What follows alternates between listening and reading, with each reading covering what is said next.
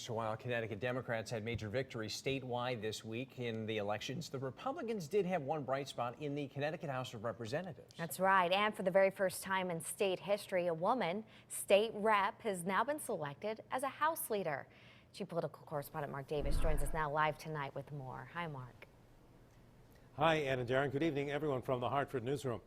The first time she ran for state rep, her opponent tried to make an issue out of the fact that after college, she was an underwear and swimsuit model. She won that election and has kept winning and rising in the Republican ranks ever since.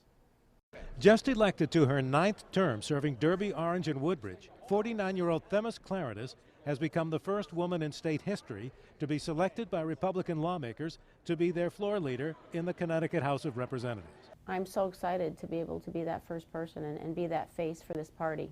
Virtually every other position in state government, from governor on down, has been held by a woman at one time or another, but not House leader. Does this give ammunition to the Democrats that say the Republicans have a war against women? It's offensive to women to say that the only thing they care about are reproductive rights or issues like that. They care about getting a job. They care about feeding their children. They care that their kids have a good education. One of the bright spots for Republicans on election night was the fact that they gained 10 seats in the House, and 12 others were razor-thin losses.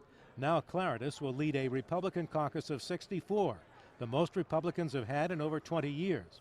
It means that in his second term, Governor Malloy may have a more difficult time getting what he wants through the legislature, and he will likely have to cut deals with Themis Claridis, because there are many Democrats from Republican-leaning areas that may vote with the Republicans. Suburban Democrats, there's many in Fairfield County in the suburbs, there's many in the suburbs of Hartford area, the northwest corner. And it will mean that Democratic Speaker of the House Brendan Sharkey of Meriden will also have to be mindful of Claridis and the new Republican clout in his chamber, because members of his own party could bolt on Malloy policies that seem too liberal for their districts. All they need to do is get together and tell the Speaker, unfortunately, we can't vote for this.